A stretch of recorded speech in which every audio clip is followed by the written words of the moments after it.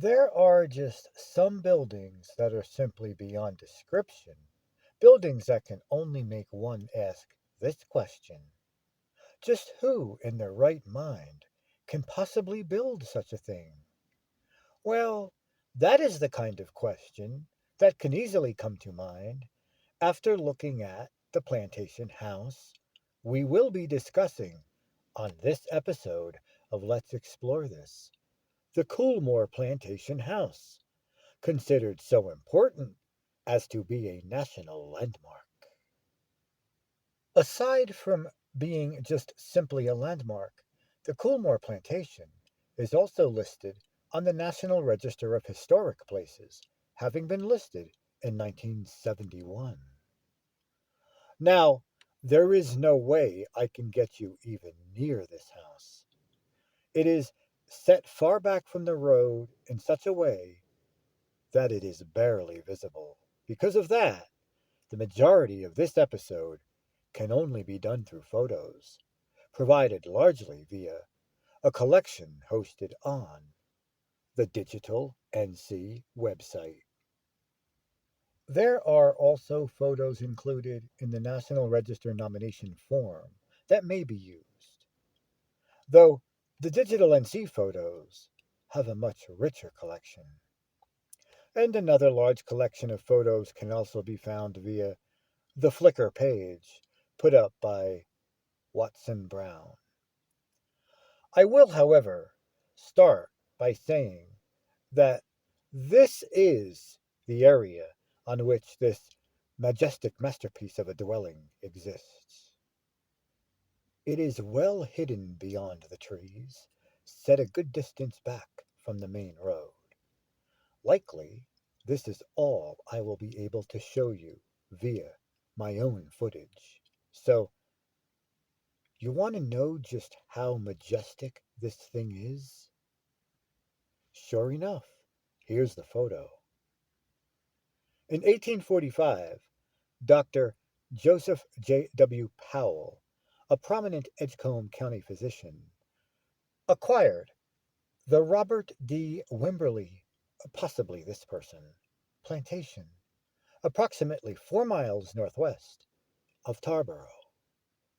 He lived in a small farmhouse until 1859, when he began construction of a mansion designed by Edmund George Lind of Baltimore.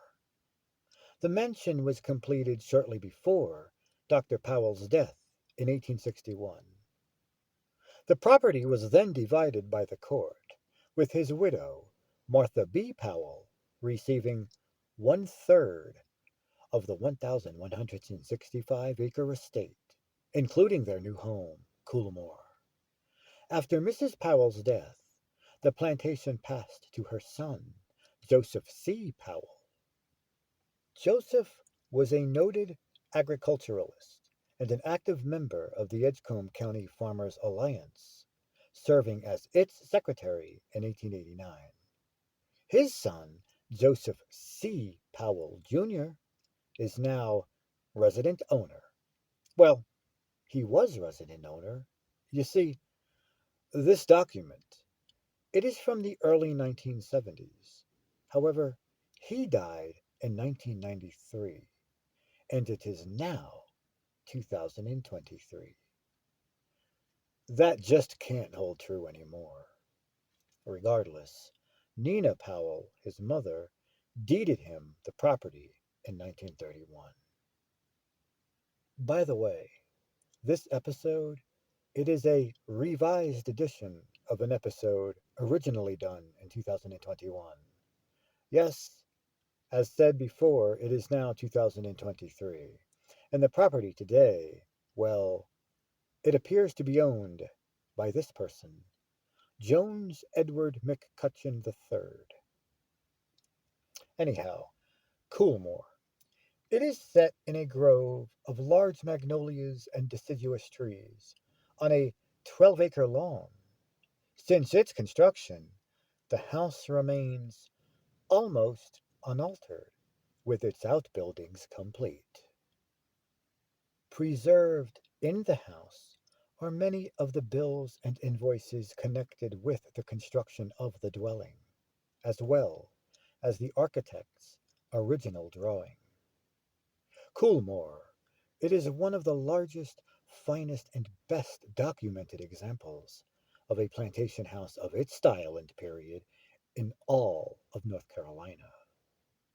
The house is fully documented in personal diaries and account books.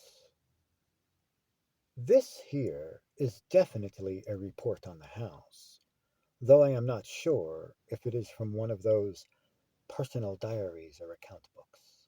Nonetheless, at one time, copies were said to be on deposit at the state office.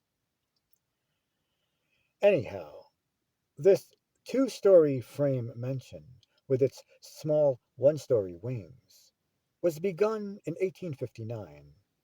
It was designed in the Italian villa style by Edmund George Lind. The main block has a hipped roof, intersected by decorative gables. The wide overhang is supported by very elaborate brackets. A fanciful belvedere rises from the apex of the roof, with stained glass windows. The front facade, it is 3 bays wide, with its center bay being slightly recessed. This bay features a one-story flat-roofed porch, with chamfered posts terminated by cornice caps. Above the porch is an elongated and stylized Palladian window. The flanking bays, they are divided at the second floor level with a simple but heavy wooden stringer, and on each level there does exist windows that are coupled in pairs.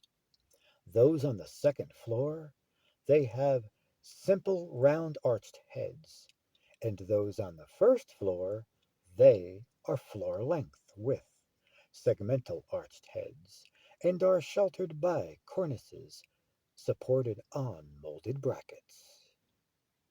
So that is pretty much the exterior in relation to the facade, which is, of course, the most defining elevation of just about any building. Now, folks, what do you say we take a peek inside? On the interior, Coolmore, it presents with a series of unusually elaborate rooms. The entrance hall alone is apsidal. It is treated with a profusion of wooden and plaster ornament, including pilasters on pedestals supporting elaborate brackets and a false half dome.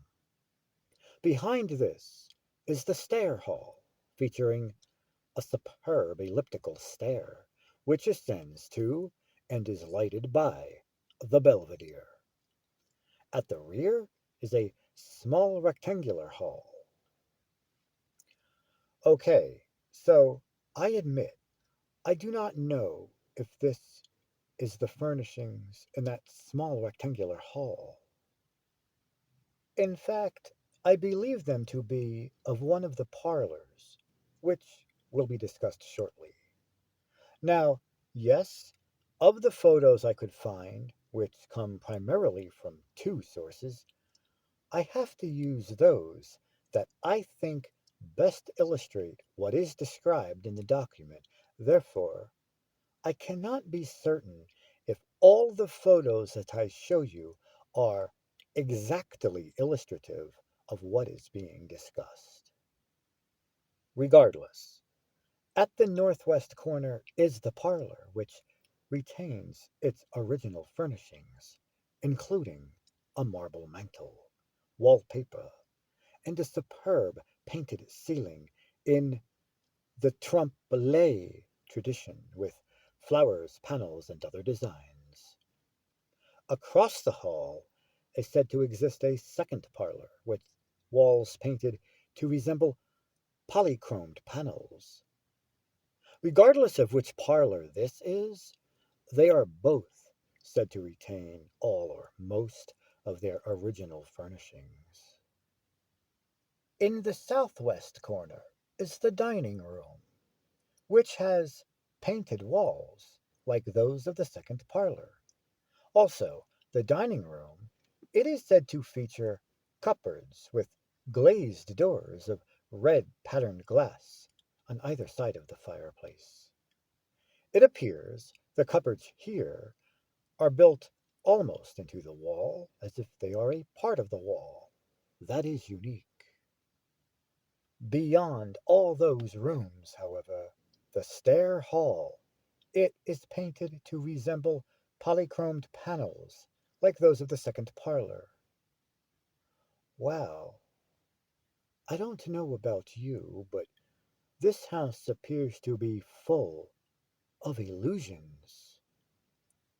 And on the grounds, there are the original servants' quarters, a gas house, a smoke house, a carriage house, and other dependencies, all treated with cupolas.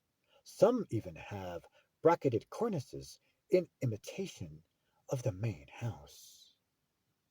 So, did you know that this magnificent house is only one of 39 nationally recognized landmarks in the entire state of North Carolina?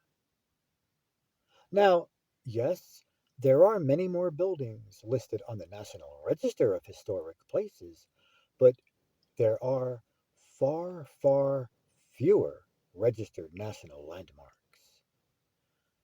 That takes a special kind of designation. And of course, with that kind of a designation, it does tend to take a lot of work to keep a property like that restored to its fullest potential. I am not sure when this article was printed. It comes straight from the digital NC Coolmore collection, but it must have been after 2006, since that year happens to be mentioned in the article. Regardless, though, at some point, this national treasure, it received a facelift.